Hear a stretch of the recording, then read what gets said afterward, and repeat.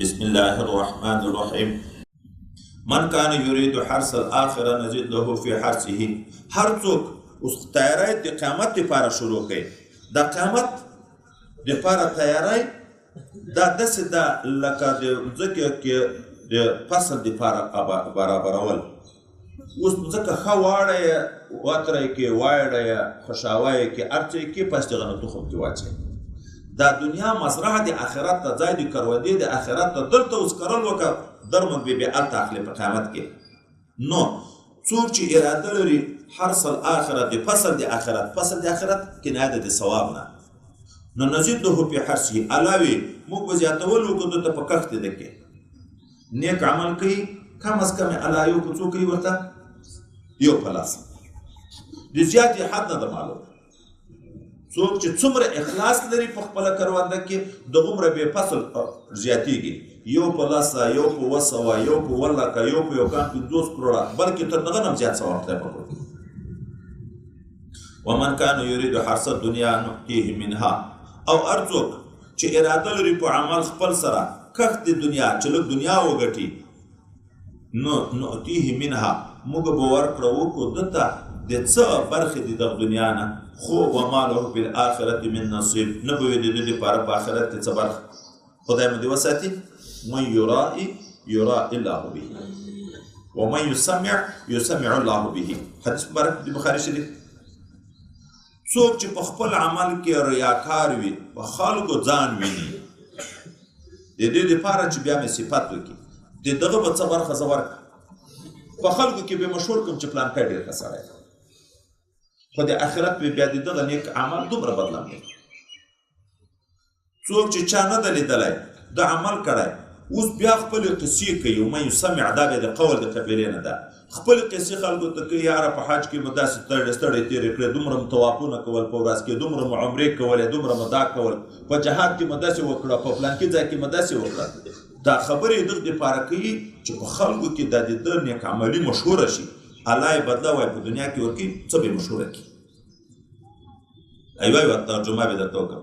خو په آخرت کې به د دغه عمل دومره بدلم نه وي ورته، ځکه الله تعالی په قیامت کې اعلان کوي انا اغنى الشرکاء عن الشرک. چا چې د ما سره په عمل کې بنده شریک کړی، دغه شرکت ته چې خلک مې صفت وکړي، نو زه داسې شریک مال عبادت نه غواړم. ورشئ دغه ټول د هغو نه ثواب غواړئ، ما سره د داسې عمل ثواب نشته. بنده بیا ثواب درکوی شي چې ورشئ د هغو نه یې غواړئ. هغو خو په دنیا کې تا صفت کړی و، په آخرت کې هر سړی په ځان پورې حیران ده تا ته به څه درکړي. نو څوک چې په نیک عمل سره د آخرت رضا یې وي، د خدای پاک ثوابو ته امید وي، هر ریاکاري نه کوي. ځکه نبي کریم صلی الله علیه وسلم د فقراو او مساکینو په باب کې چې دا خلک هېڅ توجه نه ورته کوي، د دغو په باب کې ډېر صفتونه کوي. حتی یو حدیث مبارک کې راځي چې که امیر صاحب حکم ورته وکړي چې مخته ځه، دی مخته روان وي، که ورته یې چې شاته پاتې شه، دی شاته پاتې شي، که ورته یې چې پیره کوه، دی پیره کوي. چې څه حکم ورته کوي دی په ځای کې ځان څه نه بولي، ځان څه نه بولي. نو اصل د جنت انعامات داسې خلکو ته چې په کوم شي کې دا چې ځان موږ خو د انا په ځای نحنو استعمالوو، داسې خیال ده دومره غټه وی د یوه په ځای یو سړی، خو یا موږه دا په پښتو باندې نه، موږه د عربي کې نحنو دومره غټه وی چې د یوه سړي خبره د ډېرو خبره بولو. موږ خیال دا ده، موږ خیال دا ده، بس خپل خیال یې کله کړی ده، قرآن یې پرېښی ده، حدیث یې پرېښي دي، مذهب یې پرېښی ده، موږ خیال دا ده. نو څوک هم چې یو وارې کرونده کوي باید نیت صفا کړي، پلان تعبیر که نه یې خدای نه خسته دنیا به هم تللي د لاس نه، خو آخرت کې به هم دومره برخه نه. ام لهم شرکاء، شته د دوی دپاره شریکان، شرعوا لهم من الدین، چې دوی ته تیاری کړی د دین نه، ما د هغه دین لم یأذن به الله چې په هغه باندې اجازه الله نه ده کړې. آیا داسې بل خدای شته چې دوی ته دغه دین ورکولی چې بت ته سجده وکړه، د بت په نامه باندې شی حلال کړه، میتته ځان ته حلاله وبوله، بحیره په ځان حرام وبوله. الله خدا حکم نه ده کړی، بل داسې خدای لري چې دوی دغه دین جوړ کړی نه. خو الله وی خبره د آخرت ته پاتې ولولا کلمة الفصل کچیرې نه وی ویل شوې خبره د فیصلې د تاخیر د عذاب لقضي بینهم حکم وکړل شوی په مابین د دغو کفارو او مؤمنانو کې په دنیا کې وان الظالمین لهم عذاب الیم بېشکه ظالمان چې د دې لپاره عذاب دردناک تر الظالمین ته به وینې ظالمان په قیامت کې مشفقین چې دوی به ویرېدونکي وي د جزا خپل نه مما کسبو له وجې د هغه څه نه چې هغه دوی بد اعمال کړي دي خو وهو واقع بهم دغه عذاب به خامخا په دوی راتلونکی وي ته به وینې دوی خو به تر ډارېږي خو دا عذاب نه خلاصېږي نه بیا په قیامت والذین آمنوا وعملوا الصالحات هغه کسان چې ایمان راوړی او نیک اعمال کوي فی روضات الجنة دا به په هغه خو باغونو د جنت کې وي لهم ما یشاءون د دې دپاره به هغه څه وي چې دی غواړي خوښوي عند ربهم په نزد رب د دی ذلک هو الفضل الکبیر دغه کرامت دا لوی فضل دی الله چې په جنت کې د الله میلمه شوي د الله سره یې چې غواړي لهم ما یشاءون عند ربهم چې د الله سره څه غواړي الله یې ورکوي ذلک دغه ثواب الذي اغس شاید یبشر الله چې زیری ورکي الله تعالی عباده بندگان خپل لره کوم بندگانو ته الذين امنوا اغا بندگان چې ایمان راوړي او عملوا الصالحات او عملونه نیکی کړي الله د جنتو خبره کنه وای کړي دا انعامات نه وای نو شوق د طاعت او عبادت په چا سره راځي خو اول ذکر شو چې دا عذاب د يخوف الله به عباده خدای دا د عذاب خبره ذکر کی خپل بندگان په ډاری چې ګوره وسم خبرو ما کو پر مکه چې بیا جهنم ته ځي هغه تخویب خبره د غرض لپاره کوي او دا د بشارت خبره د دې لپاره چې قیامت شوق شروع کوي نیک عملی وکړي الله زیری پور کې چې ګوره دا ما در سره وعده ده قلت يا نبي عليه السلام دوی ته لا اسالكم عليه اجرا زنه غواړم د تاسو نه په دغه پیغام رسولو چې دا زه کوم دین تاسو ته بیانوم په دغه نه غواړم د تاسو نه اجر څه مزدوري الا الموده فی القربى لکن دوستي غواړم په قرابت خپلوي کې ادغه ومن يقترب حسنه هر څوک چې وکړي نیک کارونه نزيد له فيها حسنا موږ به زیات کو دلته په دغه نیک کار د کې خایست ان الله غفور شکور بشک الله بكون کوي او شکور د قبلهم کې د طاعت قل لا اسالكم عليه اجرا زه د تاسو نه په دغه بیان باندې اجر نه غواړم خو صرف دا غواړم الا الموده فی القربى دغه دوه تفسیر دي یو تفسیر دا ده چې صرف د خپلوۍ لحاظ درنه غواړم د نبی علیه السلام په قریشو کې داسې شاخ نه و چې د یو تعلق نه ورسره درلود کم از کم د خپلوۍ لحاظ خو مې وکړه دا ضرر خو مه رارسوي ما را از خیر تو بیزار ما را شر ما رسا نور اجرت نه درنه غواړم خو صرف د خپلوۍ لحاظ خو راسره وکړئ ضرر خو مه رارسوئ یوه معنا یې دا ده چې ابن عباس رضی الله عنه کوي دومه معنا سعید ابن جبیر هغه وی زه د تاسو نه په دغه بیان باندې اجر نه غواړم صرف د ما د خپلوانو سره محبت درنه غواړم چې د ما د خپلوانو سره محبت کوئ لکه وای حدیث مبارک کې چې پیغمبر علیه السلام ویلي دي ترکت فیکم امرین لن تضلوا ما تمسکتم بهما کتاب الله وعترتی ما په تاسو کې دوه شیان پریښي دي هرګز به نشئ ګمراه چې تاسو په دغه دوه پورې لاس نیولی یو قرآن عظیم شان ده بل عترت ما ده اوس په دغه پورې چې لاس ونیسئ محبت ورسره کوئ تعلق ورسره ساتئ بیا به هم نشئ ناکام جنت ته به ځئ خو دغه قریبانو نه دوه خلک قریبان وای مراد دي یو نسبي قریبان یو وراثي قریبان یو نسبي قریبان دي چې د حضرت پیغمبر علیه السلام اولاده ده چې سادات مبارکین دي زه د دغو سره محبت درنه غواړم چې دا د ما د قریبانو سره محبت کوئ دغه دا معنا نه چې صرف حسنین مبارکینو حضرت علی صاحب و حضرت فاطمه سره لکه شویګانې چې په دغه پورې خاص کوي ولې حب الانصار من الايمان بغض الانصار من النفاق من الكفر ویل شوي دي که نه دي د ټولو انصارو سره محبت د ایمان جز ده د هغو سره مخالفت دا د منافقت علامه ده د صدیق اکبر او حضرت عمر په باب کې خصوصا ویل شوي دي محبت د صدیق اکبر د ایمان نه ده محبت حضرت عمر د ایمان نه ده، بغض د دې دا د کفر نه ده. حتی د ټولو عربو په باب کې ویل شوي دي محبت د عربو د ایمان جز ده، بغض د عربو د کفر جز ده. حضرت سلمان فارسی رضی الله تعالی عنه په مجلس کې ناست ده، پیغمبر علیه الصلاة والسلام ورته ویل چې یا سلمان لا تبغضني، ما سره بغض ونه کړې چې غرق بشې، د ایمان نه به ووځې. هغه ورته یا رسول الله صلی الله علیه وسلم د تا سره به زه څنګه بغض کړم، د تا په واسطه خدای زه په ایمان مشرف کړم، د جهنم نه اخلاص کړم، زه به څنګه تا سره بغض کړم؟ وایي چې د عربو سره بغض وکړي دا بغض د ما سره ده، د عربو سره چې بغض وکړي دا بغض د ما سره ده. د ټولو عربو محبت نبی علیه السلام د درې وجې نه محبت ورسره کوي. زه عربي یم، قرآن عجم شان عربي ده، ژبه د جنتیانو عربي ده. د ټولو عربو سره دا تخصیص د یو خاندان پورې نه ده، لکه دې چې وایي هر یو ځان ځان ته حیثیت لري، ځان ځان ته حیثیت لري. دا موږ خلک چې د عربو کې اوسېږي د اکثرو چې کارونه نه جوړېږي وجه یې دا چې دی هلته د یو عربي نه څه تکلیف وویني، هغه خو خلکو ذاتي تر قیامته نه دي راباندې ګران، خو د ده کار یو شی وي، یو څه نقصان یو شی وویني، بیا ټولو عربو ته ما ته راورېدلي دي، بیا مې نصیحت ورته کړی. عرب العیاذ بالله دوی عرب ډېر ظالمان دي. ټولو عربو ته نسبت وشو، جنس عالم ته کنځا کفر ده، ولې په عالم کې انبیا ټول داخل دي، علما دي.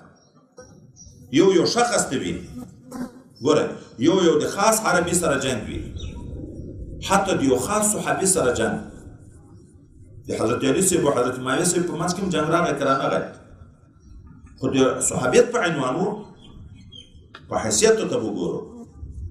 نو زه د تاسې نه د خپلوانو د نسب په لحاظ محبت غواړم چې د ما د نسب سره محبت کوئ، او دا نسب تر قیامته پورې جاري ده. دا د نن سبا خلکو غوندې نه چې نسب ته اعتبار نشته، دا تر قیامته خو دا نسب خوري کېږي نه. او یو سړي په خپل زوی کار څومره بېلیارې د بل چاپېر لورېږي، د بل پوچه خبرې لورېږي، او د خوبو د نګاه نه خو دا شی موږ بې تجربه لیدلې دي، بې تجربه. موږ مدرسه کې موږ سره الحمدلله دا طالبان اکثره وخت د سادات مبارکینو وي را سره. یو سید طالب ده، چا څه خبر ورسره تاو کړی د شپې د نبي علیه السلام په خوب ویلي چې دا د ما مسجد سره به ادب کوي. په دغه زه خفه کېږم. د خلیفه صاحب مدرسه کې یو چڼی و، چا ویلی د شپې حضرت فاطمه رضی الله عنها بل طالب په خوب ویني چې ورته یې چې دا طالب ته وایه چې دا ایمان مسیح دې نه ځوروي. ځکه صدیق اکبر رضی الله عنه موږ ته نصیحت کوي، ټول امت ته نصیحت کوي، ارقبوا محمدا فی آله، تاسو رقب کوئ، آداب ساتئ د رسول الله صلی الله علیه وسلم په آل کې. سعادت مبارکین د موږ د سر سترګې دي، اعمالو کې خبر نه کوو، اعمالو کې به خود فرقونه موجود وي. د اعمالو په لحاظ د نسب په لحاظ باندې محبت ورسره ضرور دی، د نسب په حیثیت. دوم وایي د وراثت خبره ده، ځکه وارث هم اولاد وي. علماء حقیقي رسول الله صلی الله علیه وسلم خپل وارثان بللي دي که نه دي بللي؟ علماء سوء نه، ځکه خو داسې علما یې ویلي دي چې شر د عالم شر د علماو ده. علماء ربانیین، اولیاء کاملین، دا نبی علیه السلام خپل اولاده بللي، وارثان یې بللي چې دغو سره محبت کوئ. دا ځای به لږ دغه تشریح کړم چې دا بیعت په سلسله کې موږ چاته چې ویو نو په درې شرطو کې چې شریعت پایبند دي، ډېر ذکر کړن او د خپل شیخ سره محبت کړن. په دغه بعضې ځای کې بعضې خلک رد کوي چې دا خو ځان ته خلک بولي، ځان ته خلک بولي. اوس نو دلته اوس وګورو، د ما د وارث سره محبت کوئ، دا د نه غواړم بل نه غواړم، خو الله بیا وعده کوي ومن یقترف حسنة، څوک چې دغه نیکي وکړي چې د ما د ولي سره د ما د وارث سره محبت وکړي، نو الله وایي چې زه به د ده په حسن کې زیادت راولم، په عمل کې د رسول الله محبت به بیا نصیب کړم. او چې د چا د رسول الله سره محبت تام شو، بیا به هغه ته د الله تعالی محبت نصیب کړ. د دغه وجې نه قاضي ثناء الله فنیپتي څه وایي چې معلومیږي چې فنا په شیخ دا مقدمه د فنا په رسول دپاره ده، فنا په رسول مقدمه د فنا په الله دپاره ده. فنا فی الله اصل مقصد ده. د محبت اصلي ځای چې ده الله ده. ولې په موږ احسان څوک کوي؟ منعم، خالق، رازق، مالک څوک ده؟ الله ده. د انبیاء سره محبت ولې کوو؟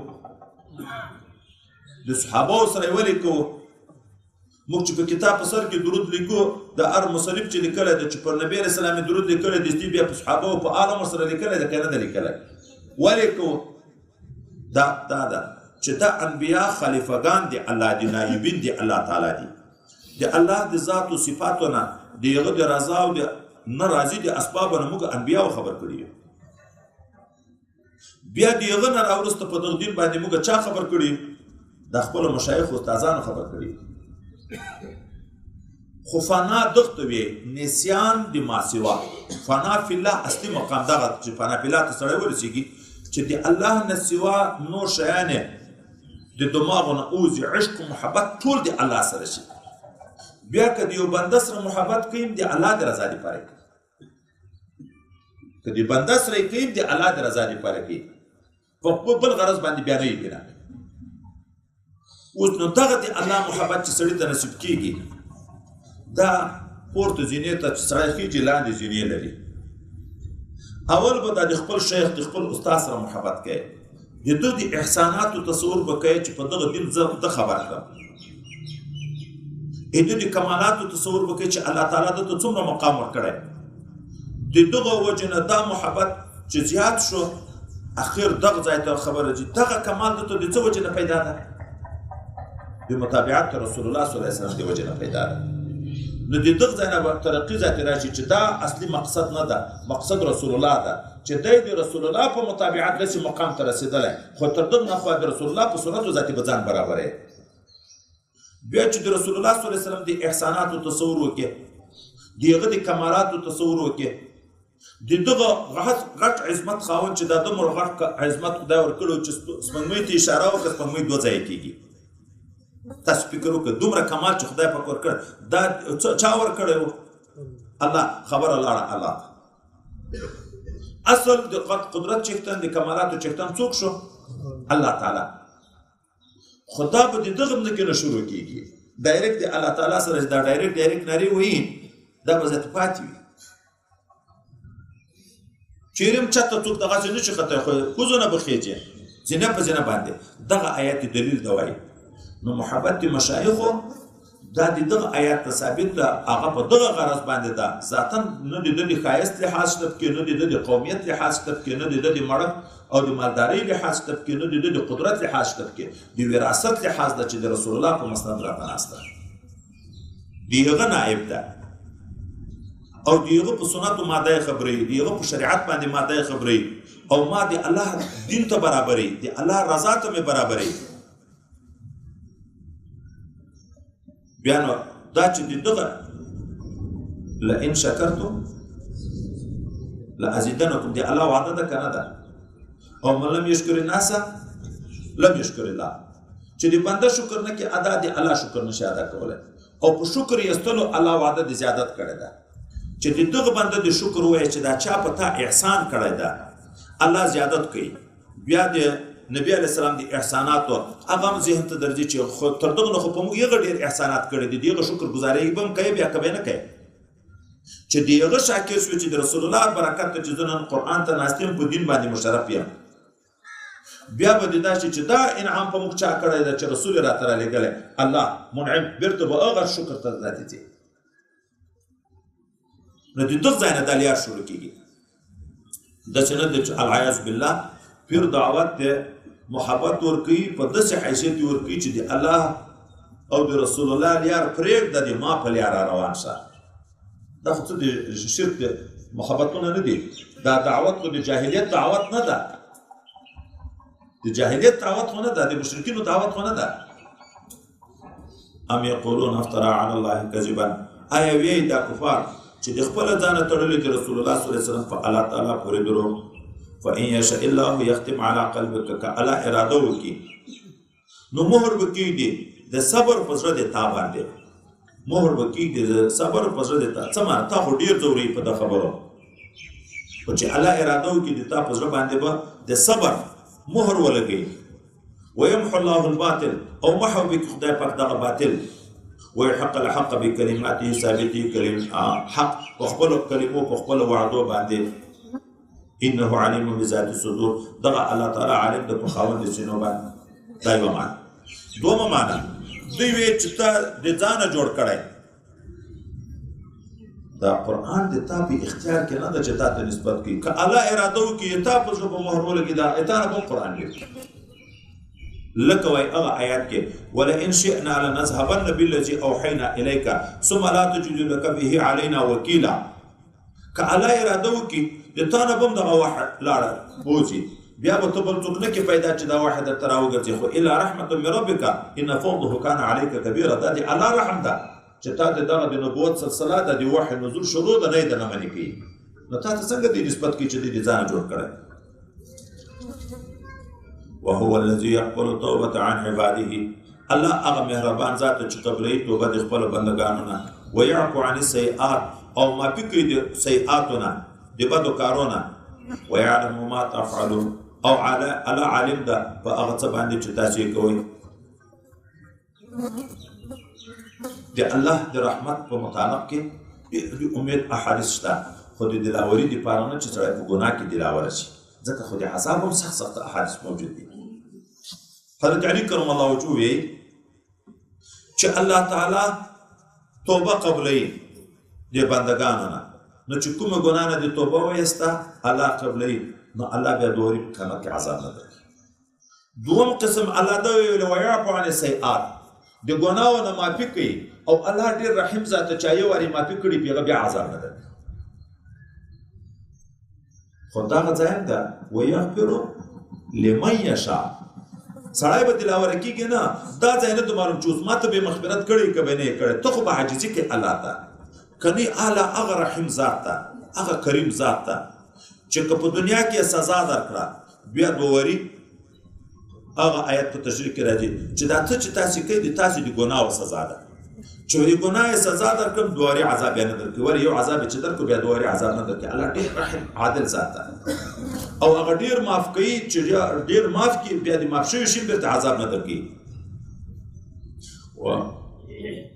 ويستجيب الذين آمنوا وعملوا الصالحات او قبلوي الله دعا د هغه کسانو چې ایمان راوړی او نیک عمل کړی ویزیدهم من فضله او الله ورزیاتوي دوی ته د خپلې مهربانۍ نه والکافرون کافران چې دی لهم عذاب شدید د دې دپاره عذاب ډېر سخت دا چې اکثره مسلمانان مسکینانو او کفارو دنیاوې ډېرې د بعضې مسلمانانو به دا خواهش و چې کاش که خدای پاک موږ ته هم دنیا راکړې وای ډېره نو دې خیال خو دا و لکه طالب اخلاص د طالبي په وخت کې دا وي چې دنیا مې ډېره وای نو مدرسه به مې ښه چلوله یو ته ورپام نه چې دنیا ډېره شي ملا بیا درس هم پرېږدي بیا لرې شي نو الله دغه د دوی تمنا دپاره وی ګورئ الله رحیم او علیم ذاته خو مخکې مو مې ویلې دلته مې خبیر و بصیر ذاته هر چا ته دنیا نه و ډېرې چې د ایمان حفاظت یې کوي ولې د دنیا په اصل ذات کې خباثت پروت ده که الله دنیا هر چا ته ورزیاته وای ټولو به سرکشي ورکړه خو الله یې په اندازه نازلوي په اندازه یې نازلوي خزانو کې کمای نشته خو په اندازه یې نازلوي ولو بسط الله رزقه که پراخ کړی وای الله تعالی ټولو بندګانو ته رزق لعباده ټولو بندګانو ته لبغو نو دوی به سرکشي کړې وه خو فی الارض په مځکه کې ولکن ينزل بقدر ما یشاء لیکن الله نازلوي روزي په اندازه هغه چې ورته خوښی شي انه بعباده خبیر بصیر دغه الله تعالی په خپلو بندګانو باندې خبیر او بصیر ذات ده پوهېږي که دنیا ور ډېره کم بیا بې لرې کېږي ګورئ دغه دنیا دوه اړخه لري ښه اړخ هم لري بېکاره که په حلاله وګټل شوه په سمه لار استعمال شوه دغه دنیا ته الله بیا خیر ویلی ده انه لحب الخیر لشدید دغه خپل فضل ویلی ده چې د جمعې د لمانځه نه فارغ شوی لاړ شي طلب کوي من فضله د الله فضل طلب کوي خپل فضل یې ورته ویلی خیر یې ورته ویلی، سکون او اطمینان یې ورته ویلی، زینت او ښایست یې ورته ویلی. خو که داسې و چې په غلطه وګټل شوه یا په غلطه مصرف شوه، بیا دغه دنیا یې دښمن ویلې ده، فتنه یې ورته ویلې ده، متاع غرور یې ورته ویلې ده، بیا سړی غر کوي. نور الله چې دنیا پیدا ده، د دنیا اصلي حقیقت غفلت ده. غفلت چې راغی انسان بربادېږي. ځکه نبي علیه السلام یې الدنیا ملعونه، دنیا ملعونه ده، د خدای د رحمت نه لرې ده، او هغه څه ملعون دي چې په دغه دنیا کې دي، الا عالما او متعلما او ذکر الله وما والاه. دنیا باندې لعنت ته، دنیا کې چې څه دي په یو هم لعنت ده، خو په څلورو شیانو لعنت نه ده. په طالب العلم چې د دین حصول کې کوشش کوي، عالم دین چې د دین خدمت کوي، په دغه نشته. ذکر دی الله چې طاعت او عبادت دي، چې هر عبادت کې سبب د رحمت او د لعنت نه ده. وما والا، په دغه ما والا کې یو عجبه خبر ده،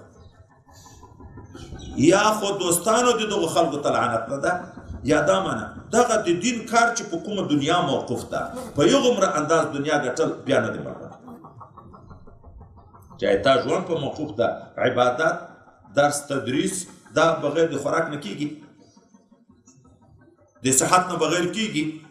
دغه اندازه چې الله ورکړي دا بیا نه دی برابر. بل د دنیا حقیقت په متعلق کې نبی کریم صلی الله علیه وسلم او صحابه روان دي، یو سیرلای د مردار شوی ده، دم کنکای سیرلای چې پوستکي باندې هم خلک ګټه نه اخلي، مردار ده، بدبویه ده، هلته د کورو شاته اچولی. پیغمبر علیه السلام چې تېرېدو چې دا سیرلای ولید، نو دا صحابه کرامو ته مخ ور واړوه چې دغه سیرلای په خپل کور بې عزته شوی ده، هوان د سپکتیا د وجې نه یې غورځولی. یې ورته ویل اوسه نو یو وارې دا کنکای سیرلای بیا مردار ده، بدبویه ده، چې نه د غوښې پیدا اخیسته کېږي، نه د پوستکي خو خود یې باندې غورځوي.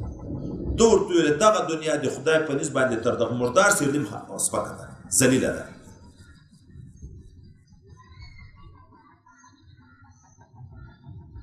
دنیا چې الله پیدا کړې، بیا یې وایي دا دنیا چې دا د غفلت ذریعه ده، په نظر د رحمت نه دي ورته کتلي.